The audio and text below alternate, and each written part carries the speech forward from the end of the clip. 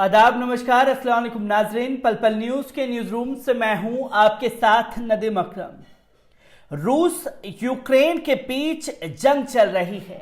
आज जंग का तीसरा दिन है और तीसरे दिन में जो जानमाल का नुकसान हुआ है वो युद्ध में दोनों तरफ हुआ है। हालांकि यूक्रेन का नुकसान ज्यादा हो रहा है, जिसकी तस्वीरें सोशल मीडिया पर तैर रही हैं। तो वहीं हर किसी की नजर बनी हुई है कि मुस्लिम देश किसके साथ जाएंगे, किसके साथ नहीं जाएंगे। यही मेन स्ट्रीम मीडिया में प्रोपागेंडा फैलाया जा रहा है, जहां एक एक कर तमाम मुल्कों का बयान रूस यूक्रेन को लेकर के आ चुका है। तो वहीं सभी की निगाहबान जो थी वो तुर्की पर टिकी हुई थी। तुर्की अपना किस तरीके से स्टैंड लेगा, हर कोई ये देखना और समझ लेना चाहता था, क्योंकि जिस तरीके की तस्वीरें रूस और यूक्रेन के सामने आ रही हैं, इसमें दो राय नहीं कि वर्ल्ड वॉर 3 की तरफ दुनिया बढ़ रही है। जहां रूस ने यूक्रेन पर हमला करके साफ तौर पर अमेरिका की दादागिरी को ललकारने का काम किया है, तो अमेरिका के साथ कौन कौन देश जा सकते हैं, यह भी सबसे बड़ा सवाल खड़ा होगा। तो रूस के साथ कौन कौन से देश कंधे से कंधा मिला करके खड़े होंगे, यह भी देखने वाली बात होगी। पर इन बातों में रूस के राष्ट्रपति व्लादिमीर पुतिन ने साफ शब्दों में कह दिया है कि रूस यूक्रेन के मामले में अगर कोई भी देश दखलंदाजी करने के लिए सामने आया तो उसे खामियाजा भुगतना पड़ेगा।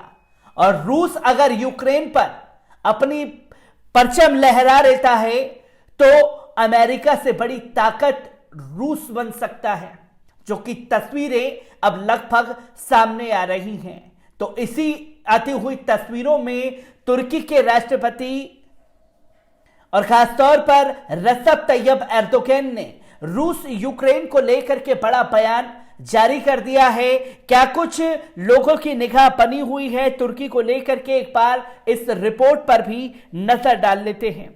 आपको बता दें कि तुर्की ने कहा कि कुछ शर्तों के तहत रूसी सैनिकों जहाज को लेकर के हम कड़ी प्रतिक्रिया दे सकते हैं। जहां यूक्रेन ने तुर्की से कहा रूस के लिए समुद्री रास्ते बंद कर दो, तो तुर्की की तरफ से भी बयान यूक्रेन को दे दिया गया है। तुर्की ने कहा है कि कुछ शर्तों के तहत रूसी नौसैनिक जहाजों को अभी भी बोस्फोरस और डार्डानेल्स को पार करने की अनुमति दी जाएगी, भले ही यूक्रेन के साथ संघर्ष के दौरान उनके लिए रणनीतिक जलमार्ग बंद हों। गुरुवार को तुर्की में यूक्रेन के राजदूत ने तुर्की रूसी नौसेना के लिए काले और भूमध्य सागर को जोड़ने वाले मार्ग को बंद करने के लिए कहा था।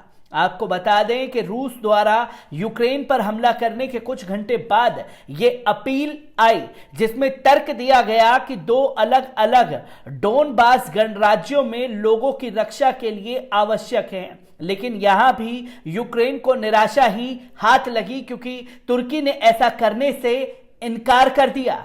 यूक्रेन के राजदूत वासिल बोंडर ने कहा कि डेनमार्क को बंद करने की मांग करते हैं। हम रूसी पक्ष पर प्रतिबंध चाहते हैं। 1936 के मॉन्ट्रो कन्वेंशन के तहत तुर्की को युद्ध के दौरान संकीर्ण बोस्फोरस डार्डानेल्स को विदेशी युद्धपोतों और तुर्की के साथ युद्ध में देशों के व्यापारी जहाजों को बंद करने का अधिकार है। विदेश मंत्री मेवलूत ने शुक्रवार को पुष्टि की कि तुर्की को यूक्रेन से रूसी जहाजों का जल्द मडोर मध्य पार करने से रोकने का आधिकारिक अनुरोध मिला है।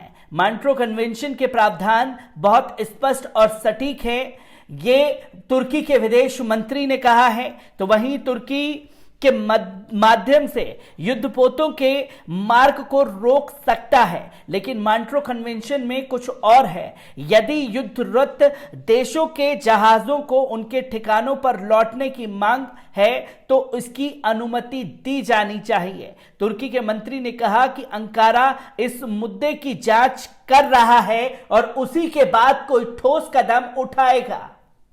साफ शब्दों में तुर्की का जो समर्थन है वो रूस को मिल चुका है। जहां यूक्रेन ने एक मदद की थी, उस यूक्रेन की मदद को लेकर के उन्होंने साफ शब्दों में इनकार कर दिया कि कुछ गाइडलाइंस हम लोगों के तहत डील साइन हुई थी, जिसको लेकर के हम अपने जल मार्ग को रूस के लिए बंद नहीं कर सकते। तो वहीं तुर्की के तमाम मसलों पर रूस ने जिस तरीके से तुर्की का समर्थन किया है, वो भी तस्वीरें अब कहीं ना कहीं लगभग साफ होती हुई इस युद्ध के दौरान नजर आ रही हैं। तो वहीं आपको बता दें कि महीनों से चल रहे तनाव के बाद गुरुवार को सुबह रूसी राष्ट्रपति व्लादिमीर पुतिन ने यूक्रेन पर सैन्य कार्रवाई की घोषणा कर दी। यूक्रेन पर रूसी हमले और उससे सहमे हुए लोगों की कई तस्वीरें सामने आ रही हैं।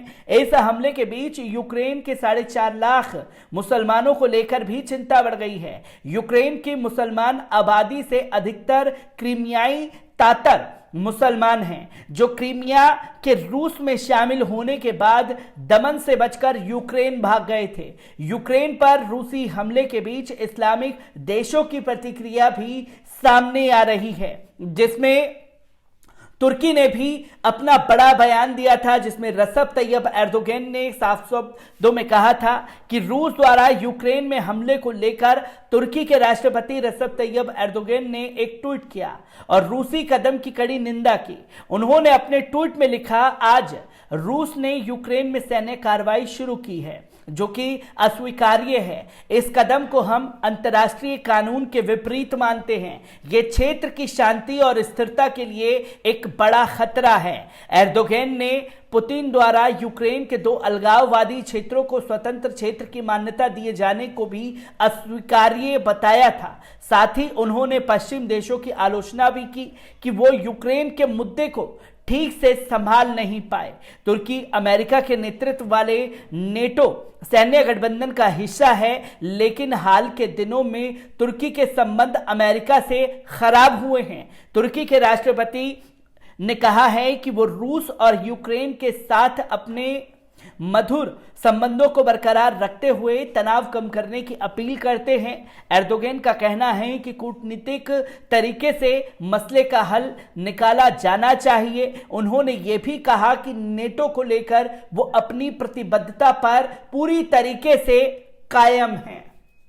जहां तुर्की ने अपना स्टेटमेंट भी सामने कर दिया कि जो ये चीजें चल रही हैं, ये चीजें खास तौर पर नहीं होनी चाहिए।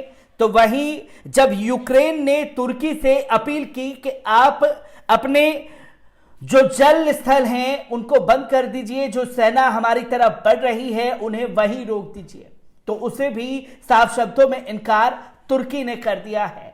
तुर्की का यूक्रेन को बड़ा झटका है, या यूं कहें कि अमेरिका को सीधे तौर पर ललकारने का काम भी तुर्की की तरफ से कर दिया गया है, जहां कंधे से कंधा मिलाकर के तुर्की रूस के साथ खड़ा हुआ दिखाई दे रहा है। मैं रूस यूक्रेन के दौरान जो भी अपडेट आप लोगों के सामने आती है उसे लेकर के जुड़ता रहूंगा। दीजिए इजाजत, शुक्रिया।